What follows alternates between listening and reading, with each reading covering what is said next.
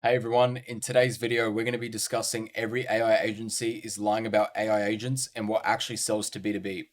Now, this is a companion resource to the video. It's not some script I created. It's the receipts, the frameworks, the buyer checklist, and the operator playbook. So you can either pressure test any AI agency pitch you get sent, or you can stop lying to your own clients if you are the one selling. I hope it's not the second one, but I just thought I'd add that as a caveat. Now, if you're new here, my name is Dominic Schwantes. I'm the founder of Workflows. We build AI powered lead generation systems for B2B companies using AI cold email. I actually run an agency that ships client work, not just a YouTube channel pretending to. Now, this doc exists because I'm tired of watching founders get sold dreams by people who have never closed a real B2B deal before. And I'm also tired of watching new agency owners burn 12 months building the wrong thing. Now, the core lie is that the AI agency space is selling autonomy. The pitch sounds like this: plug in a no code agent builder, the agent handles everything, you collect the recurring revenue while it runs itself. Now, this is not what B2B clients pay for. This is not what works in production, and almost nobody selling this actually has clients that proves otherwise. Now, here's what actually happens: a client signs up and the agent runs for a week, and usually the agent will hallucinate or misroute a lead and sends a broken email, or the underlying API changes its rate limit. And then the client will call you the following week at 9 a.m. on a Monday, and you either scramble to fix it manually, which means you were never selling autonomy in the first place, or you lose the client. Now, usually, if you're starting out, both will happen, unfortunately, and the gap between the pitch and the reality is where the agencies die. Now, here are the difference between what the gurus sell versus what actually sells. So, the gurus will sell fully autonomous AI agents that replace entire departments, which is just not realistic at this current stage, unless they're coded really well. No code AI, no code agents, builders as the whole product, recurring revenue from set and forget automations, the fantasy that B2B buyers care about the tech stack, generic agent templates that work for any industry that you could just find on an N8N template, the idea that AI agents are standalone deliverables, 10K MRR in 30 days with no ops team, no team, and no client shown, and core shaped agency advice from people with no agency. Now, here's what actually sells in the B2B world: outcomes, booked meetings, qualified pipeline, and closed deals, actual deliverables. Done for you systems where the agency takes the full operational responsibility, specific narrow use cases tied to a specific pain point, human oversight baked into the workflow, which isn't hidden, industry specific workflows that understand the buyer's context, AI as the engine, but the product is sold as the outcome. Now, clear SLAs on what happens when things break, and reference that the prospect can actually call. Now, the tools sold versus the outcome sold. Now, here are some three main examples that I want to get into. Now, the difference between a dying agency and a scaling one is almost always in how the offer is framed. We'll keep coming back to this theme later in the video. It's the same work, the different framing, but a completely different conversation and retention. Now, email number one is cold email for B2B SaaS. Now, in terms of the tools sold, it'll look something like this: we build you an AI-powered cold email automation using Instantly and Clay. Unlimited emails, automated personalization, full dashboard access, and it'll be $2,000 a month. Now, like we've talked about on the channel in the past week or so, referencing the tools and the stack is like no one cares about it. Business owners only care about what result they get from your service. They don't care how you do it. Now, this is the outcome sold. We booked 15 to 25 qualified sales calls per month with your ICP. You don't touch the infrastructure. We handle the deliverability, copy, list building, and the replies. It'll cost you $5,000 a month, and you'll review it once. It's the same underlying work, 2.5 times the price, and it's easier to sell. Why? Because they can clearly see what they're getting. Go back and watch my offer video where I actually break down what makes a good offer versus a bad offer. It's literally this stuff here: bad versus good, vague versus specific. Yeah, we went over that. Very good. Now, example number two is customer support automation.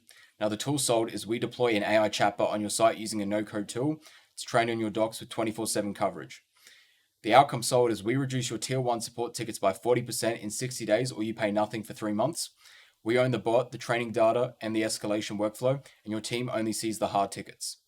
And example number three is lead enrichment and qualification. And the tool sold is we set up some Clay workflow that enriches your CRM contacts automatically. And the outcome sold is we deliver a list of 200 ICP matched, enriched, deliverable leads ranked by a buying signal. Your SDRs only work leads above a score threshold that we set together. And one sounds like an Upwork job, and the other sounds like a sales op hire at 1/4 the salary. Now, let's have a look at why this gap exists, because it's really important. The dream is easier to sell than the boring truth, which is unfortunately just the world of marketing that we live in nowadays. Telling a founder that they can push a button and have an AI agent run their entire sales team is a better pitch than you telling them that you will spend 3 weeks mapping their ICP, writing their offer variants, warming up inboxes, and babysitting deliverability. Now, most AI agency content is made by people who have never run one. They are selling a course, not the service. Now, the actual operators are too busy running their agencies to make YouTube videos. Now, this creates a brutal selection bias. The loudest voices have the weakest track records, the quietest operators are the ones actually making the money. Now, the no-code agent builder tools that you want to believe in are actually the product. They're not. They're a larger tool in a larger system, and the hammer does not build the house. Now, let's have a look at some buying red flags. So, if you're going to buy something, this is what you should look out for. The pitch leads with the tech stack outcome instead of the actual, or the tech stack instead of the outcome, which was the first example we looked at before. Number 2 is the no live client workflows, only demos and screenshots. Pricing is per seat or per workflow instead of tied to business results. No named references you can call or case studies you can see. The agency can't clearly explain what happens when the automation breaks. Case studies use generic metrics instead of revenue-linked outcomes. The team is anonymous or obviously offshore with no accountability layer. The contract has no performance clause, no exit clause, and a long lock-in. They use words like autonomous more than once and twice in a pitch call. They can't tell you who owns the data, the infrastructure, and the IP, and 3 or more of you should walk. 2 is a conversation, and 1 is forgivable. Now, let's have a look at the buy checklist. Number 1 is show me 3 live client workflows you currently operate, not demos. Now, if they're doing like some Upwork thing, you should be able to see their live workflows linked to their Upwork profile. Number 2 is who is responsible when the automation breaks at 2 a.m. What is the exact handoff between the AI and the human in the system? What happens if the underlying tool changes its pricing, API, or terms? Can you name 5 clients I can call as a reference this week or find on LinkedIn or YouTube? What is a specific business outcome you are committing to in writing? How do you handle deliverability, compliance, and data privacy? What is your churn rate over the last 12 months and why did clients leave? What happens to my workflow data infrastructure if I cancel? And what is the smallest version I can buy to validate before committing? Now, these are all legitimate concerns that owners will have before they buy. Now, this is the operator checklist. You should pick 1 industry, 1 painful problem, not 3. Not B2B as a vertical. Sell 1 outcome, not the automation. If a client cannot explain your offer in 1 sentence, your offer is too tool focused. Now, operate the system for the client. Don't hand them a dashboard and call it done. Build in human checkpoints along the way so they feel like they're being supported. Every workflow should have at least 1 human reviewed step along the way. Price on the value delivered, not the tools used. So if your pricing starts with tools cost X, so I charge 2X, you're leaving 5 to 10X revenue on the table just by the framing. Now document everything. Your SOPs are your moat around your agent builder. Treat every single workflow that you have as a living system and budget for ongoing maintenance as well. Now be willing to fire clients. I've had to fire clients because they're just the wrong clients, and to be honest, they cost you more headaches than what they're worth. Now, track 2 metrics obsessively. First, the time to the first result and the retention past month 3. Now build all of this in public and build real things. Now let's have a look at how to price because this is also very important. Now most new agencies price like freelancers. They calculate the cost of the tools, they add a markup, and they send the invoice. This is how you end up charging $500 per month for work that should be $5,000 per month. Now step number 1 is actually figuring out the business value. If your workflow books 10 extra meetings a month at 15K average deal size and 20% of them close, that's 30K a month in the monthly pipeline. Now your ceiling in terms of the pricing is 10 to 30% of that. Step 2 is pricing on the outcome, not on the output. Pricing on the outcome, not the output. Now, don't charge for email sent or agents deploy. Charge on the actual benefit that you're charging a business. So, for example, if you're saving a business 30 grand, charge 10% of that. Don't just charge $1,000 because that's all the cost that you had to endure, right? That's silly. Think like a business owner, not like an employee. Step number 3 is to bake in a performance floor. Now, if you're starting out, probably not the best move, but as soon as you have case studies, you can definitely add in performance bonuses in there as well. Now, your biggest sales weapon becomes by your 3rd client because now you actually begin to create a track record of case studies, and that's where you actually get the leverage. Now, step number 4 is never lead with the price. Always lead with the value first. Never actually present the price to the client if they still have questions because that's just going to be another objection. Now, you've lost the framing war if the price comes up. So if they jump straight to the price, try and steer it back into the value in the pitch that you have. But if they're really price-centered, well, you may be unlucky with that one. Now, step number 5 is to raise your prices on the 5th client, and you should begin to raise your prices every single case study you get. Your first 4 are paying for learning, and the 5th is paying for your expertise, and everyone after that as well. Now, here is how it pertains to workflows.